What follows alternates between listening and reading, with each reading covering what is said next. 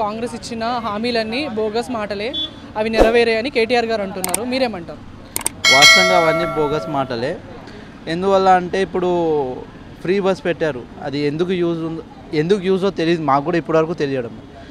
Only మహిళకే అని చెప్పారు. ఇప్పుడు ఇంట్లో తిట్టినా కొట్టకముందనే నాకు ఫ్రీ బస్ పెట్టారు, మేము వెళ్ళిపోతామని కడాఖండిగా చెప్పేస్తున్నారు.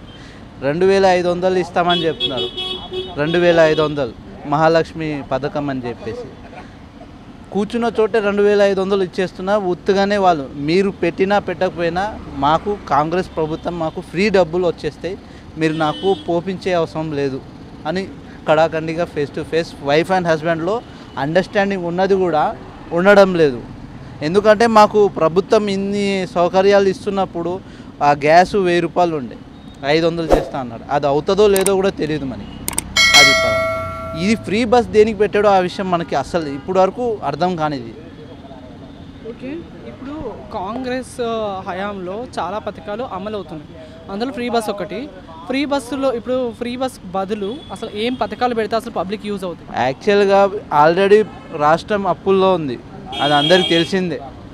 అప్పుల్లో ఉండగానే ఇవి అన్నెసెసరీగా వచ్చిన పథకాలు, ఏదో నోటికి వచ్చిన పథకాలు పెట్టేసి ఇది చేస్తాము మా హయాంలో ఇది జరుగుతుందని చెప్పడం అది ఎంతవరకు కరెక్ట్ కాదు. ఉన్న పథకాలని కంటిన్యూ చేస్తే చాలా మేలు అనుకుంటున్నాం. అది 2000 ఇచ్చేది 2000 ఇచ్చినా సరిపోతుంది, 4000 ఇస్తామని చెప్పి ఒత్తు పుణ్యానికి ప్రజల్ని ఒక తప్పు దారిలో పట్టించడం తప్ప ఇంకేం లేదు, దానివల్ల యూజే లేదు. గత 2 days నుండి ఆడవాళ్ళకు ఫ్రీ బస్సులు బంద్ చేయాలని ఆడవాళ్ళు స్ట్రైక్ చేస్తారు, మీ అభిప్రాయం? అంటే నా ఒపీనియన్ కూడా ఆల్మోస్ట్ అది స్టాప్ చేయాలని. ఎందుకనంటే ఇప్పుడు యాక్చువల్గా మనం చూసుకుంటే ఆల్రెడీ టీఆర్ఎస్ గవర్నమెంట్ వల్ల స్టేట్ అప్పుల్లో ఉంది, ఓపెన్ ఫ్యాక్ట్ అది. దాంట్లో ఇప్పుడు మళ్ళీ వచ్చి ఫ్రీ బస్ పెట్టి మళ్ళీ ఇది ఒక బర్డనే కదా. ఇంకొక పాయింట్ ఏముంటుంది, ఎప్పుడు చూసినా ఆర్టీసీ లాస్ట్లో ఉందని ఒక నడుస్తూ ఉంటుంది. దానితో ఇది ఎందుకని అఫోర్డబుల్ చేయగలుగుతారు కదా. అది కాకుండా ఇప్పుడు నా ఒపీనియన్ అంటే ఈ స్కీములు ఈ ఫ్రీగా వచ్చేటి ఇవన్నీ వేస్ట్. దానికి మించి మన తెలంగాణ విషయానికి వస్తే ఫస్ట్ ఎంప్లాయ్మెంట్ అనేది చాలా ఇంపార్టెంట్ బ్రో.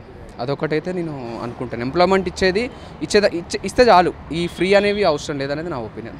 ఓకే, అసలు ఈ ఫ్రీ స్కీమ్స్ బదులు మహిళలకు ఏమిస్తే బాగుంటుంది?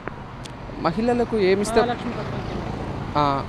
అంటే మహిళలకు ఏమిస్తే బాగుంటుంది అని అంటే మేజర్గా అవేర్నెస్ ఇస్తే మంచిగా ఉంటుందేమో అని నా ఒపీనియన్. ఎలాంటి అవేర్నెస్ అంటే వాళ్ళకుండే రైట్స్ ఏముంటాయి, డెమోక్రసీ పరంగా వాళ్ళకుండే రైట్స్ ఏముంటాయి, దాన్ని వాళ్ళు ఎలా యూస్ చేసుకోవచ్చు, దాంట్లో ఏదైనా హెల్ప్ చేయొచ్చు. అంతేలే కానీ ఈ ఫ్రీ బస్ అనేది అవసరం లేదు. తర్వాత ఆటో వాళ్ళు అందరు స్ట్రైక్ చేస్తున్నారు కదా, ఇప్పుడు ఫ్రీ బస్సులు బంద్ చేయాలి ఆడవాళ్ళకని, మీరేమంటారు? ఫ్రీ బస్సుల వల్ల నష్టం, ఆటో వాళ్ళు స్ట్రైకులు చేస్తున్నారు, ఇబ్బందికరంగా ఉంది. 2 వీలర్ వాళ్ళు ఏదైనా 1 2 3 ఎక్కించుకోవాలన్నా కష్టంగానే ఉంటుంది. ఆపేయాల్సిందే. ఫ్రీ గవర్నమెంట్కి నష్టం కదా, గవర్నమెంట్కి లాసు. గవర్నమెంట్కి ఎంత లాస్ వస్తుంది, ఆదాయం ఆర్టీసీకి ఆదాయం తక్కువ వస్తుంది కదా, దానివల్ల నష్టమే.